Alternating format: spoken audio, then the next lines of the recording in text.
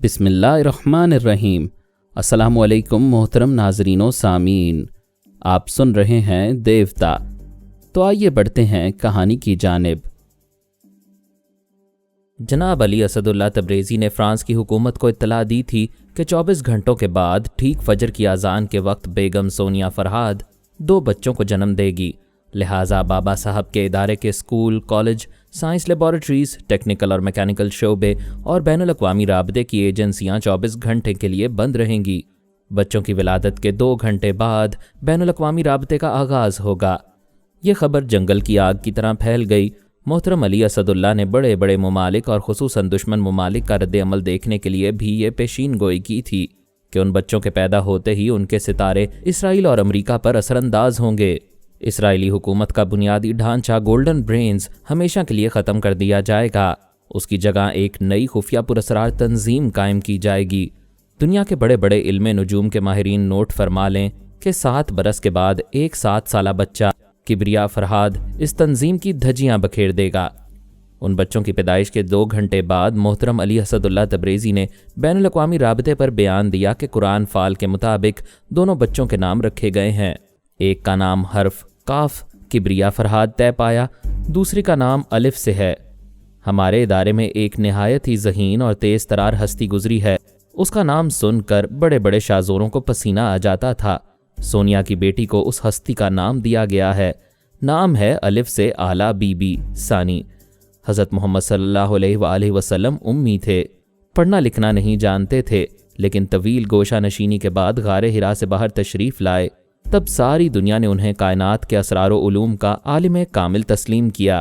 یوں ثابت ہوا کہ وہ طویل گوشہ نشینی کے دوران قدرتی اور روحانی طور پر دین اور دنیا کے علوم حاصل کرتے رہے تھے۔ ہم مسلمان رسول اللہ صلی اللہ علیہ وآلہ وسلم کے نقش قدم پر چلتے ہیں، یوں سنت رسول صلی اللہ علیہ وآلہ وسلم ادا کرتے ہیں۔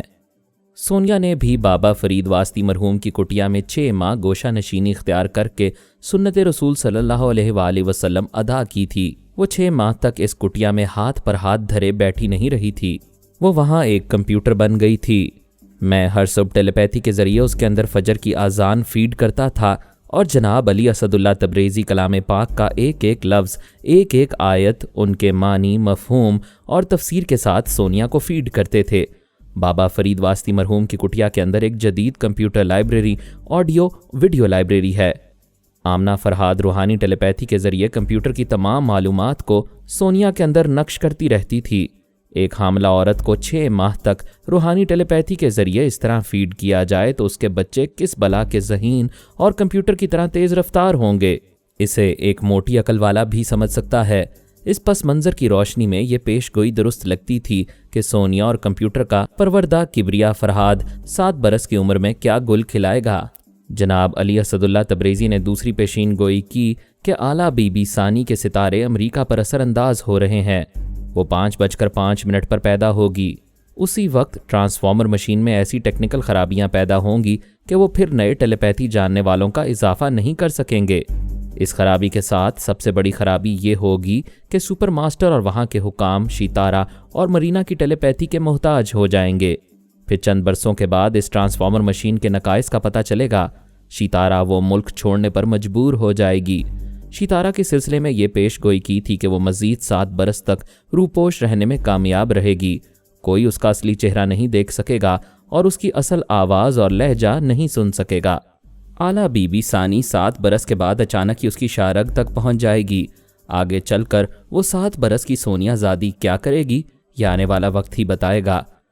اسرائیلی فوج کے جنرل نے میز پر گھونسا مارتے ہوئے کہا، بکواس ہے، یہ پیش گوئی نہیں، ایک پاگل کی بکواس ہے، یہ مضحکہ خیز بکواس۔ نادان بچے سن کر خوش ہوں گے کہ ایک 7 برس کا بچہ ہمارے ملک میں فلمی ہیرو کی طرح آئے گا اور ہماری ایک نئی پراسرار تنظیم کو خاک میں ملا دے گا۔ کیا آپ لوگوں کی عقل اسے تسلیم کرتی ہے؟ ایک بڑے سے شاہانہ طرز کے ڈرائنگ روم میں اعلیٰ حکام اور چند اعلیٰ فوجی افسران آرام دہ صوفوں پر بیٹھے ہوئے تھے۔ ان کے درمیان شراب کی ٹرالیاں گردش کر رہی تھیں، کچھ شراب پی رہے تھے، کچھ سگار سے شوق کر رہے تھے اور کچھ پائپ سے تمباکو کا دھواں اڑا رہے تھے۔ ایک اعلیٰ حکام نے سور کے گوشت کی ایک بوٹی چباتے ہوئے کہا، ہم یہودیوں کے پاس ایسا دماغ ہے کہ ہم امریکی حاکم کو جدھر چاہتے ہیں ادھر موڑ دیتے ہیں۔ ہم جیسے سنجیدہ اور ذمہ دار حکمرانوں کو وہ اسد اللہ تبریزی بچوں کی سنسنی خیز کہانی سنا رہا ہے۔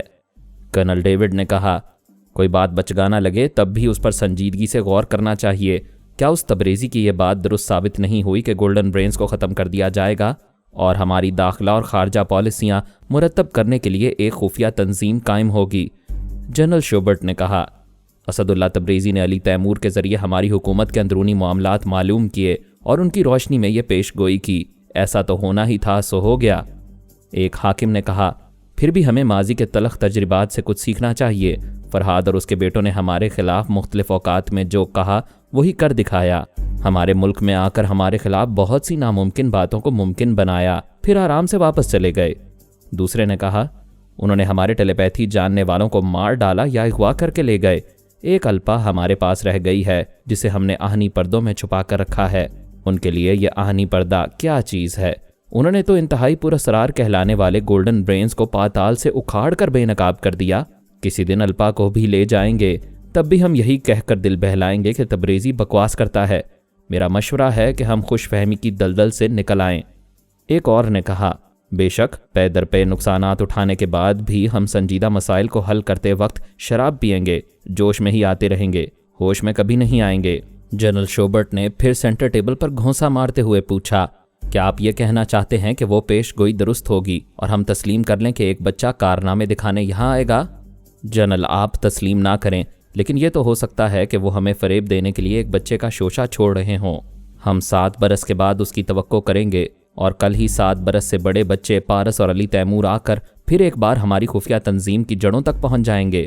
واقعی ہمیں 2 باتوں کو یاد رکھنا چاہیے کہ وہ ہمارے پاس ایک بھی ٹیلی پیتھی جاننے والے کو نہیں رہنے دیں گے، کسی دن بھی الپا کو اغوا کریں گے یا اس کا صفایا کر دیں گے۔ دوسری بات یہ ہے کہ وہ ہماری نئی خفیہ تنظیم کے متعلق کچھ جان گئے ہیں، وہ ضرور اس تنظیم تک پہنچنے کے لیے سرنگ بنا رہے ہوں گے۔ کرنل ڈیوڈ نے کہا، دشمن آج حرکت میں آئیں یا 7 برس کے بعد، ہمیں تو ہر وقت چوکس رہنا ہے۔ ہم نہایت ہی ترقی یافتہ سائنسی دور سے گزر رہے ہیں، اس کے باوجود کسی حد تک روحانیت کے قائل ہیں اور علم نجوم کو تسلیم کرتے ہیں۔ یہ بہتر ہوگا کہ ہم بھی اپنے روحانی پیشوا ربی جان بروز سے رجوع کریں اور یہودی ماہرین نجوم سے ان 2 نوزائیدہ بچوں کا ذائچہ بنوائیں۔ فرض کریں کہ تبریزی کی پیش گوئی درست ہے تو ان بچوں کے ذائچے سے ان کی کچھ کمزوریاں اور ان کے کسی آئندہ لاہے عمل کی جھلکیاں ہمیں ملیں گی۔ ہم ذائچے کی روشنی میں ان فطروں کے متعلق بہت کچھ معلوم کر سکیں گے۔ درست ہے، روحانیت کا جواب روحانیت سے، علم نجوم کا توڑ علم نجوم سے، اور ان کے تدبر کا جواب تدبر سے دینا چاہیے۔ ایک سیکرٹری موبائل فون اٹھائے آیا، پھر اپنے ایک حاکم سے بولا، سر، سپر ماسٹر کی کال ہے۔ حاکم نے فون اٹینڈ کیا۔ ہیلو سپر ماسٹر، میں بول رہا ہوں، ابھی آپ سے رابطہ کرنے کے متعلق سوچ ہی رہا تھا۔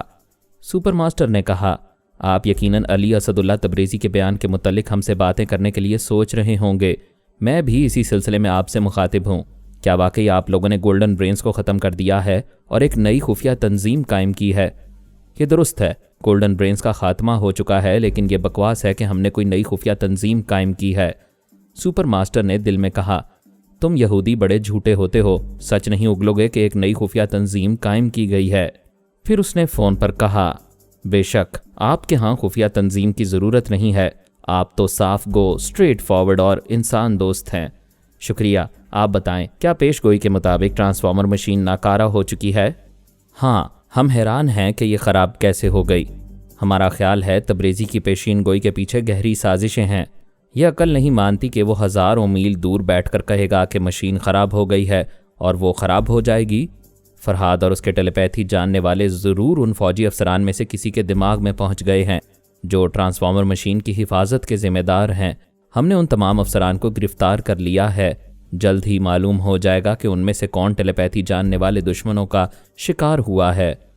سپر ماسٹر، اگر وہ مشین کسی انسان کے ہاتھوں خراب کرائی گئی ہے تو کسی بہترین کاریگر کے ہاتھوں جلد ہی ان کے نقائص دور ہو جائیں گے، اور اگر پیش گوئی کے مطابق خراب ہوئی ہے تو پھر مشین کے درست ہونے میں برسوں لگ جائیں گے۔ پیش گوئی بکواس ہے، ہم نہیں مانتے۔ تھوڑی دیر گفتگو ہوتی رہی، پھر رابطہ ختم ہو گیا۔ اسرائیلی حاکم نے دوسرے حکام اور فوجی افسران سے کہا، یہ سپر ماسٹر ٹرانسفارمر مشین کی خرابی کو اہمیت نہیں دے رہا ہے، یہ ظاہر کر رہا ہے کہ یہ خرابی جلدی دور ہو جائے گی اور اس کے ملک میں مزید ٹیلی پیتھی جاننے والوں کا اضافہ ہوتا رہے گا اور ہم ان کے ٹیلی پیتھی جاننے والوں سے مرعوب رہیں گے۔ जनरल शोबर्ट ने कहा, हकीकत छुप नहीं सकेगी। हमें जल्द ही मालूम हो जाएगा कि उनके पास नए टेलीपैथी जानने वाले पैदा होंगे या नहीं। अगर नहीं तो फिर तबरेज़ी की पेशीन गोई के मुताबिक शितारा और मरीना अमरीकी हुकाम पर असरअंदाज होंगी और ये बात हमसे छुपी नहीं रहेगी। कर्नल ने कहा, हमने माजी में सुपरमास्टर के कई टेलीपैथी जानने वालों को अगवा कराया, उनसे एक अरसे तक काम लेते रहे। अब हमारे पास सिर्फ अल्पा रह गई है। अगर हमने सुपरमास्टर के कुछ टेलीपैथी जानने वालों को ट्रैप ना किया तो हम सिर्फ सुपरमास्टर के ही नहीं, मुसलमान ख्याल ख्वानी करने वालों के सामने भी मजबूर और बेबस रहा करेंगे। अमेरिका में हमारे जासूस एक अरसे से इसी ताक में हैं कि उनका कोई ख्याल ख्वानी करने वाला नज़रों में आ जाए, फिर वो उस पर तमाम दाव पेच आजमा कर उसे यहाँ ले आएंगे। एक ने सवाल किया, हमारे जासूस सिर्फ अमेरिका में ही क्यों हैं, फ्रांस में क्यों नहीं? फरहाद के टेलीपैथी जानने वालों को ट्रैप करने की कोशिशें क्यों नहीं की जा रही हैं? जनरल ने जवाब दिया, आपको इल्म नहीं है। हमारे जासूस बाबा साहब के इदारे के आसपास कुछ इलाकों में रिहाइश पजीर हैं, हमेशा उनकी ताक में लगे रहते हैं। अब हमें कुछ कामयाबी के आसार नज़र आ रहे हैं। उन 2 बच्चों की विलादत के मौके पर फरहाद और उसका पूरा ख़ानदान उस इदारे में जमा हो रहा है। एक बार फरहाद की फ्रॉड मौत के वक्त पूरी फैमिली इदारे में जमा हुई थी, अब दूसरी बार ये इकट्ठे हो रहे हैं। हमारे लोग जाल बिछा रहे हैं, ये मौका हाथ से जाने नहीं देंगे। एक आध टेलीपैथी जानने वाले को, पारस या अली तैमूर को, या फिर उन नौज़ायदा बच्चों को नुकसान पहुंचाएंगे या ट्रैप करके यहाँ लाएंगे। एक ने शराब का ग्लास एक ही सांस में खाली किया, फिर कहा, बाय गॉड, अगर सोनिया के वो बच्चे हमारे हाथ लग जाएं तो मैं खुशी के मारे पूरी एक बोतल एक ही सांस में पीकर मर जाऊंगा। उसकी बात पर सब लोग हंसने लगे। एक हाकिम ने कहा, जनरल शॉबर्ट, ऐसा गोल्डन चांस फिर कभी नहीं मिलेगा। आप फरहाद के किसी भी फैमिली मेंबर को ट्रैप करके यहाँ लाने के लिए अपनी तमाम सलाहियतें और तमाम ज़राए इस्तेमाल करें। इस बाजी में बाद में किसी गलती का पता चले और पछताना पड़े, इससे पहले ही हर पहलू से गलतियों के इम्कानात का अच्छी तरह जायज़ा लें। एक और हाकिम ने कहा, मैं ये भी कहता हूँ, हमें खुशकिस्मती से यह मौका मिल रहा है। आपसे तवक्को है कि कोई गलती करके खुशबख्ती को बदबख्ती में नहीं बदलेंगे। जनरल ने कहा, मैंने ऐसे ज़हीन अफराद की 4 टीमें बनाई हैं जिनसे शाज़ो नादिर ही किसी मामूली सी लग़ज़िश की तवक्को की जा सकती है। वो ये खूब समझ रहे हैं कि सुपरमास्टर भी इस सिलसिले में इदारे की तरफ जाल फैला रहा होगा और अपने तमाम ज़राए इस्तेमाल कर रहा होगा। शितारा, पेपे सरना और मरीना भी इस मौके से फ़ायदा उठाएंगे और बगला भगत की तरह चुप साध कर रहने वाला मास्क मैन भी बड़ी खामोशी से कोई चाल ज़रूर चलेगा। जनरल शोबर्ट ने ग्लास का आखिरी घूंट लेकर कहा, अब मैं इजाज़त चाहूँगा क्योंकि मौजूदा मिशन में मसरूफ़ रहने के लिए जा रहा हूँ। 24 घंटे के अंदर ज़रूर कोई खुशखबरी सुनाऊंगा। वो उनसे रुखसत होकर जाने लगा। उस कोठी के बाहर मुसल्लह फ़ौजियों का सख्त पहरा था क्योंकि इसराइली हुकूमत के तमाम अहम अफराद वहाँ जमा हुए थे। एक फ़ौजी जवान ने जनरल के लिए कार का दरवाज़ा खोला। वो पिछली सीट पर आया। वहाँ पहले से एक कदावर बॉडी बिल्डर बैठा हुआ था। उसे देखते ही जनरल चौंक गया, फिर मुस्कुरा कर बोला, ओ ब्लैक एडम, तुम और यहाँ? ब्लैक एडम ने गुर्राती हुई आवाज़ में कहा, बैठ जाओ, मेरे पास वक्त नहीं है। वो बैठ गया। कार आगे बढ़ गई। जनरल ने कहा, अभी इस हॉल में इजलास जारी है। वो अपनी मखसूस गुर्राहट से बोला, इजलास नहीं, शराब के दौर जारी हैं। मैंने बर्री, बहरी और फ़ज़ाई फ़ौज के कमांडरों को वार्निंग दी थी कि जब तक एक भी दुश्मन टेलीपैथी जानने वाला जिंदा है वो शराब, तंबाकू और औरत से दूर रहेंगे, वरना जहन्नम में पहुंचा दिए जाएंगे।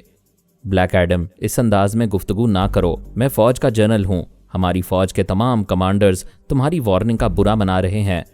तुमने ये खबर सुनाने में देर कर दी। जितनी देर तुम वहाँ शराब नोशी में मसरूफ़ रहे, इतने से वक्त में बड़ी तब्दीलियाँ हो चुकी हैं। वो बेचारे तीनों कमांडर्स जहरीली शराब पीकर मर गए हैं और अब फ़ौज में ऐसे कमांडर्स हैं जो शराब नहीं पीते, कोई नशा नहीं करते और योगा में महारत रखते हैं। जनरल का नशा हवा होने लगा।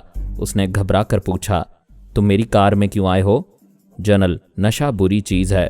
तुमने मदहोशी में कार नहीं पहचानी, नंबर प्लेट नहीं पढ़ी और मेरी कार में आकर बैठ गए। जनरल शोबर्ट ने आगे सिरक कर अगली सीट पर बैठे हुए मुसल्ला बॉडीगार्ड को देखा। ड्राइवर और बॉडीगार्ड उसके अपने नहीं थे। उसने गरज कर हुक्म दिया, गाड़ी रोको, वापस ले चलो। गाड़ी नहीं रुकी। वो गुस्से से बोला, ब्लैक एडम, ये वतन दोस्ती नहीं दुश्मनी है। दुश्मनी ये थी कि तुम लोग अय्याशी करते रहे और दुश्मन ख्याल ख्वानी करने वालों के हाथों खुद जलील होते रहे और यहूदी कौम को जहानत और ताकत के लिहाज से कम तर साबित करते रहे। वो बोला, ब्लैक एडम, फौज और हुकूमत की तरफ से तुम तमाम एडम ब्रदर्स को इसलिए ज़्यादा से ज़्यादा इख्तियारात नहीं दिए गए हैं कि तुम हमारी ही जान के दुश्मन बन जाओ। ये नई तंजीम दुश्मनों के खात्मे के लिए वजूद में लाई गई। मैं तो दोस्त हूँ। ब्लैक एडम ने एक बाजू उसकी गर्दन के पीछे ले जाकर उसे दबोच लिया, फिर कहा, नाकाबिले शिकस्त दुश्मनों को मात देने के लिए लाजमी है कि पहले दोस्त नुमा दुश्मनों का सफाया किया जाए। वो तड़प रहा था, खुद को गिरफ्त से आज़ाद करना चाहता था। वो कोई कमज़ोर और बीमार नहीं था, फौज का जनरल होने के नाते खासा सेहतमंद आदमी था, लेकिन उसकी नाकामी बता रही थी कि वो फौलादी शिकंजे में है। उस फौलादी बॉडी बिल्डर ने उसकी गर्दन और सर को दोनों हाथों में लेकर एक झटका दिया। हड्डी टूटने की वाज़े कड़िक आवाज़ सुनाई दी, फिर जनरल की तमाम जिद्दोजहद ठंडी पड़ गई। आगे जाकर वो गाड़ी सड़क के किनारे एक एम्बुलेंस के पास रुक गई। एम्बुलेंस से 2 फौजी जवान स्ट्रेचर लेकर आए। उन्होंने कार का पिछला दरवाज़ा खोला। जनरल की लाश खींचकर बाहर निकाली गई, फिर उसे स्ट्रेचर पर डालकर एम्बुलेंस के अंदर ले गए। ब्लैक एडम की कार आगे बढ़ गई। उसने एक छोटा सा ट्रांसमीटर निकालकर राबता किया, फिर कहा, hello hello a brother for Adam brothers. Hello hello a brother for Adam brothers. दूसरी तरफ से आवाज़ सुनाई दी, हेलो ब्लैक एडम, मैं तुम्हारा ब्रदर सीक्रेट एडम बोल रहा हूँ। तुम्हारी कार का टीवी कैमरा तुम्हारी कारकर्दगी दिखा रहा था। हमारा बड़ा भाई ब्रेन एडम तुम्हें स्क्रीन पर देख रहा है, बात करो। वो बोला, हेलो ब्रदर ब्रेन एडम, फ़ौज के अहम अफसरान में से जितने अय्याश थे वो ख़त्म हो चुके हैं। हमारे तरीक़ाकार का पहला उसूल है कि पहले अपने अंदर की गंदगी और कमज़ोरी दूर करो, उसके बाद दुश्मनों को बहुत ज़्यादा ताकतवर तस्लीम करके अपनी ताकत का सही अंदाज़ा करो। दूसरी तरफ से ब्रेन एडम ने कहा, हम सही अंदाज़ा कर रहे हैं। ताकत की बुनियाद जहानत है। जहानत में संजीदगी हो तो शराफत है, जहानत में मक्कारी हो तो सियासत है, और जहानत में चालाकी हो तो कभी ज़ेर ना होने वाली ताकत है। और ये तीनों खसूसियात फरहाद और उसकी फ़ैमिली में हैं। ब्लैक एडम ने पूछा, हमारी खसूसियात क्या हैं?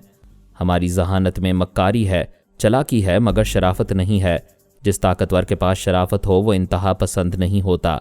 फरहाद और उसके बेटों की हरकतों का जायज़ा लो तो समझ में आ जाएगा कि वो कभी नरम पड़ जाते हैं, हालात के मुताबिक अपने अंदर लचक पैदा करते हैं, कभी दुश्मन को ढील दे देते हैं बल्कि उसे ज़िंदा छोड़ देते हैं। अली तैमूर तमाम गोल्डन ब्रेन्स की शारग तक पहुंच गया था, लेकिन यहाँ से जाते वक्त उसने किसी को जानी, माली या जिस्मानी नुकसान नहीं पहुंचाया। शरीफाना जहानत और ताकत यही है कि दुश्मन बेदस्तोपा हो जाए तो उसे बख्श दिया जाए। ब्रेन एडम, हम तमाम ब्रदर्स तुम्हें बेइंतहा ज़हीन तस्लीम करते हैं और तुम्हें बड़ा भाई कहते हैं। हमें बताओ, हम शरीफाना जहानत और ताकत का मुजाहिरा कैसे करें? ब्रेन एडम ने कहा, फरहाद और उसकी फैमिली के तमाम दुश्मनों ने बाबा साहब के इदारे के अतराफ जाल बिछा रखा है। हमारे ज़हीन जासूस भी हैं, लेकिन हमारे वो जासूस दुश्मनी के लिए मौजूद नहीं हैं। वो मेरी हिदायत पर अमल करेंगे। वो शरीफाना जहानत से यह तस्लीम करते हैं कि सोनिया के दोनों बच्चे मासूम हैं। दुश्मनी उनसे नहीं, उनके माँ बाप से है, इसलिए हम बच्चों को नुकसान नहीं पहुँचाएंगे। सुपर मास्टर, मास्क मैन और शितारा वगैरह को भी उनके साए तक पहुँचने नहीं देंगे। और अगर उनका कोई ख्याल ख्वानी करने वाला हमारे हाथ लग जाए तो उस पर ज़रूर काबू पाएंगे और उसे यहाँ ले आएंगे, क्योंकि जिनसे जंग जारी है उनसे जारी रहेगी। सिल्वाना उर्फ सुपर मैडम कहलाने वाली सोनिया सानी हमारे टेलीपैथी जानने वाले जे मॉर्गन को ले गई। हमें भी मौका मिले तो जवाबन ऐसा करना चाहिए। तुम रवानगी की तैयारी करो, सुबह की फ़्लाइट से पेरिस जा रहे हो, दैट्स ऑल। राबता ख़त्म हो गया। थोड़ी देर बाद वो कार एक कोठी के अहाते में पहुंचकर रुक गई। ब्लैक एडम कार से उतरकर कोठी के अंदर आया। वहां बाहर फौजी जवानों का पहरा था और अंदर 6 मुसल्ला लेडी बॉडीगार्ड्स थीं। ब्लैक एडम ऐसा फौलाद था कि उसे किसी बॉडीगार्ड की ज़रूरत नहीं थी। वो किसी हथियार के बगैर मुकाबिल को तोड़ फोड़ कर रख देता था। ये तमाम इंतज़ामात अल्पा की हिफाजत के लिए किए गए थे। अल्पा ने ड्राइंग रूम में आकर कहा, ब्रदर तुम कहाँ रह गए थे? मैं कब से तुम्हारा इंतज़ार कर रही हूँ। वो उसका हाथ थाम कर बोला, मेरी बहन, हम 7 ब्रदर्स हैं। अगर मैं मसरूफ़ रहा करूं तो तुम किसी दूसरे ब्रदर को अहम रिपोर्ट्स दे सकती हो। मैं यही करती हूं, लेकिन जो रिपोर्ट देना चाहती हूं उसका ताल्लुक सिर्फ तुमसे है। वो सोफ़े के पास आकर बोला, फिर तो यहाँ आराम से बैठो और रिपोर्ट पेश करो। यहाँ नहीं, मेरे साथ आओ, पहले मैं तुम्हें कुछ दिखाना चाहती हूँ। वो दोनों ड्राइंग रूम से दूसरे कमरे की तरफ जाने लगे। अल्पा बिल्कुल बदल गई थी। चेहरा तो वही था मगर उसका ब्रेन वॉश हो चुका था। वो अपनी पिछली तमाम ज़िंदगी के हालात और वाक़यात भूल चुकी थी।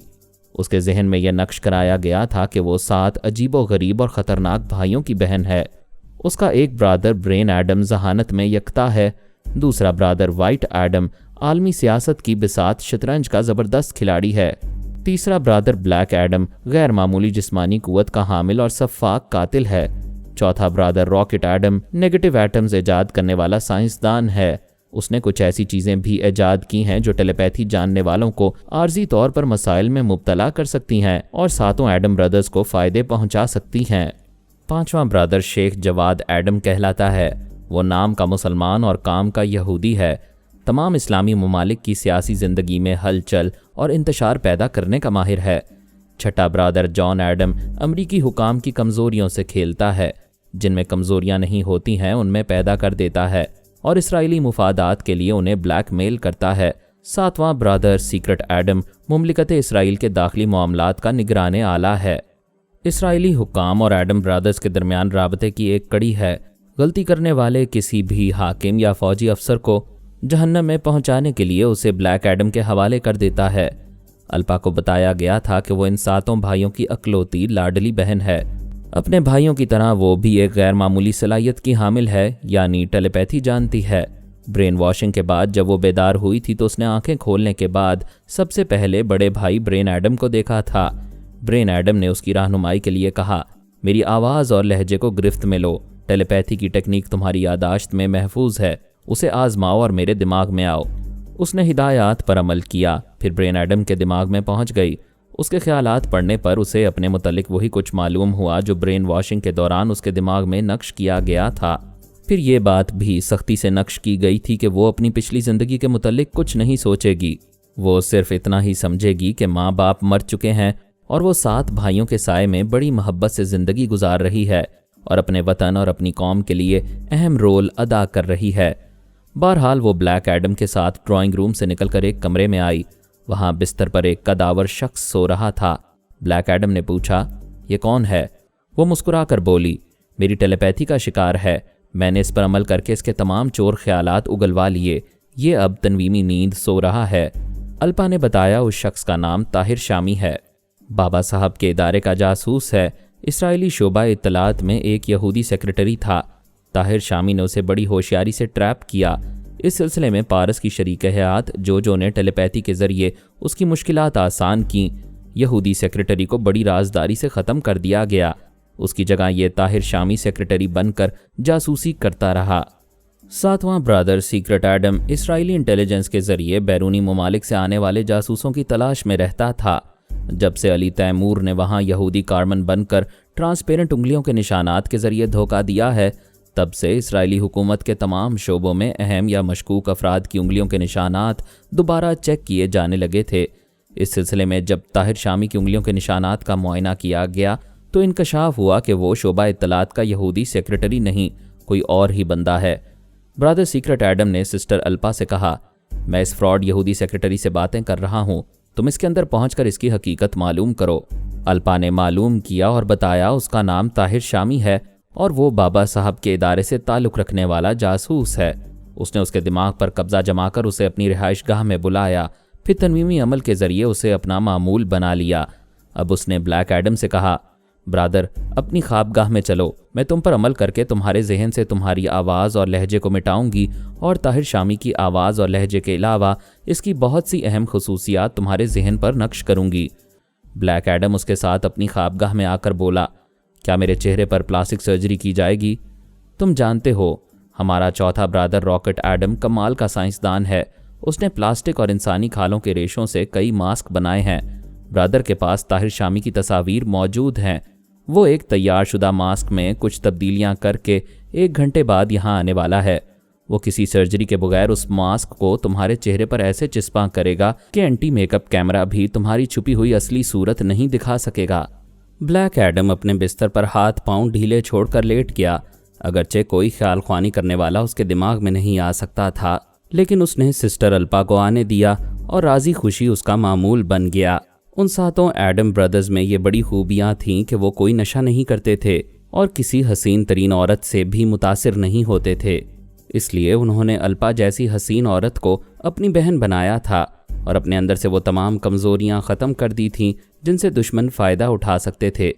तकरीबन 3 घंटे के बाद वो तनवीमी नींद से बेदार हुआ तो उसने अपना नाम ताहिर शामी बताया और उसके लहजे और आवाज़ में बोलता रहा। ब्रदर रॉकेट एडम वहाँ पहुँच गया था और उसके चेहरे पर मास्क चढ़ा रहा था। ब्लैक एडम अगरचे अपना नाम और मज़हब वगैरह भूल गया था, ताहम दिमाग के चोर गोशे में यह मकसद छुपाया गया था कि उसे बाबा साहब के इदारे में जाना है और उस इदारे के किसी ख़ास ख्याल ख्वानी करने वाले को ट्रैप करके अपने मुल्क लाना है। अल्पा ने अपने बाकी 6 ब्रदर से कहा था कि वो ब्रदर ब्लैक एडम के दिमाग में ज़्यादा से ज़्यादा हाजिर रहा करेगी और किसी दुश्मन ख्याल ख्वानी करने वाले को ब्रदर के चोर ख्यालात पढ़ने नहीं देगी। असल ताहिर शामी के चोर ख्यालात से मालूम हुआ था कि अक्सर जो उसके दिमाग में आती रहती है। उसने पिछले 30 घंटों में उससे राबता नहीं किया था।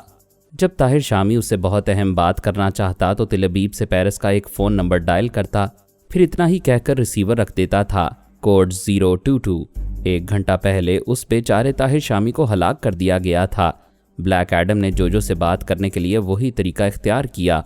वो मखसूस नंबर डायल करके बोला, कोड 022। उसने रिसीवर रख दिया।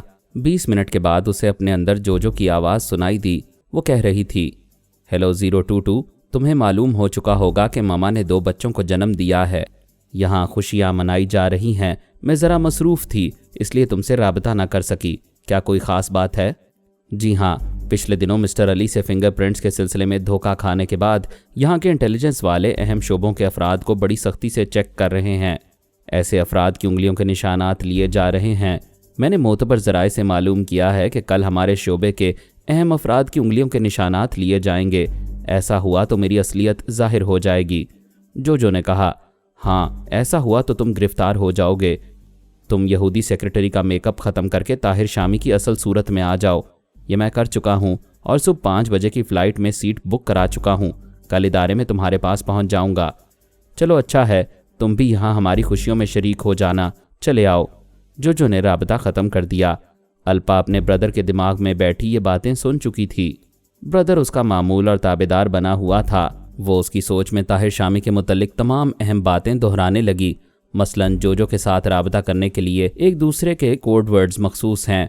बाबा साहब के इदारे में दाखिल होने के लिए वो कैसे शनाख्ती मराहिल से गुजरेगा। वो तमाम बातें याद करने के दौरान ताहिर शामी की अटैची खोलकर उसके सामान को देख रहा था और तमाम अहम कागजात का मुताला कर रहा था। वो कागजात उसे बिला रोक टोक बाबा साहब के इदारे के अंदर ले जा सकते थे।